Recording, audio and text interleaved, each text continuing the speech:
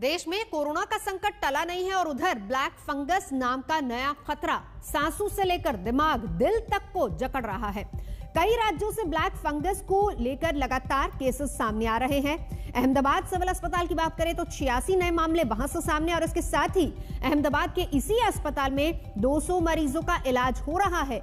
ज्यादा केस राजस्थान, उत्तर प्रदेश और बिहार से भी सामने आ रहे हैं। डायबिटीज और कम इम्यूनिटी वाले लोगों को इससे ज्यादा खतरा है। गुजरात में ब्लैक फंगस के इलाज में काम आने वाले इंजेक्शन तक नहीं मिल पा रहे हैं।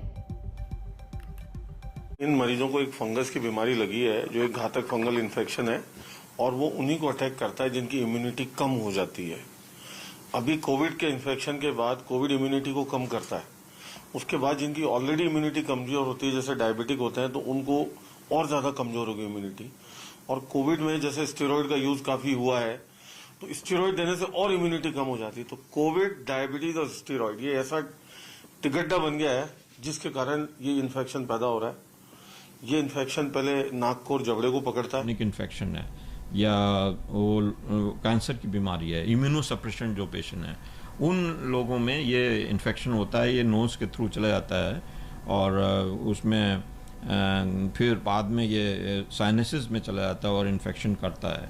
तो इसको हम लोग ब्लैक फंगस या म्यूकोरमाइकोसिस कहते हैं और इसको प्रिवेंशन करने के लिए हमें देखना पड़ेगा कि प्रॉपर हाइजीन रखें और जो लॉन्ग टर्म स्टेरॉइड या इम्यूनो सप्रेशन पेशेंट हैं उनको ज़्यादा केयर करने की ज़रूरत है। चेहरे या माथे में दर्द होना, नाक का बंद होना या पपड़ी जमना, एक तरफा चेहरे पे सूजन आना या पलकों में सूजन आना या आँखों में लालिमा आना, बुखार या नाक से खून आना।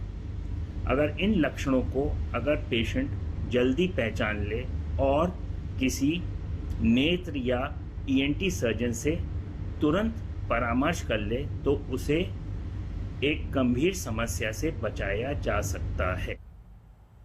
सीधा चलेंगे अहमदाबाद। गोपी मेरी सहयोगी हमारे साथ जुड़ी है। गोपी, दो सवाल। पहला, वैक्सीनेशन को लेकर कहां तक पहुंचा है वहां पर अभी, क्या लोगों को वाकई वैक्सीन मिल पा रही है? और दूसरा सबसे बड़ा सवाल ये कि ब्लैक फंगस को लेकर जिस तरह की दवाइयां, इंजेक्शंस मिलने चाहिए, क्या वहां पर पर्याप्त हैं?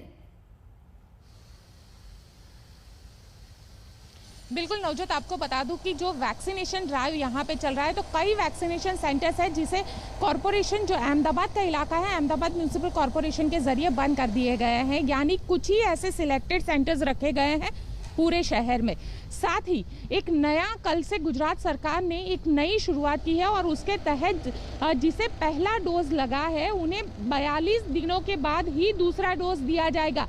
यानी लोगों में काफ़ी ज़्यादा गुस्सा है क्योंकि पहले ये जो ड्यूरेशन था ये 30 दिन का ड्यूरेशन था और लोग 30 दिन पे दूसरा टीका उनको लग जाता था, लेकिन अब 42 दिनों पे ये टीका लगेगा। साथ ही 18 से 44 वाला जो पूरा दौर है तो उसमें अभी तक रजिस्ट्रेशन लोगों का हो नहीं पाया है। और जहां तक म्यूकोरमाइकोसिस यानी ब्लैक फंगस का सवाल है तो गुजरात में अब तक करीब 800 से ज्यादा केस म्यूकोरमाइकोसिस के दर्ज हो चुके हैं। और सबसे महत्वपूर्ण इसके जो इंजेक्शन है वो लोगों को नहीं मिल पा रहा है क्योंकि केस इतने ज्यादा है। और आपको जानकर सरप्राइज होगा कि एक मरीज को कम से कम 103 इंजेक्शन दिए जाते हैं। जो इसकी एक दवाई आती है उसके 103 इंजेक्शन देने रहते हैं तभी वो पूरा कोर्स कंप्लीट होता है। गोपी, अब गुजरात सरकार ने इंजेक्शंस की कमी, दवाई की कमी, गोपी पूरी जानकारी अहमदाबाद से दे रही थी। रुकेंगे एक ब्रेक के लिए, देखते रहिए आज तक।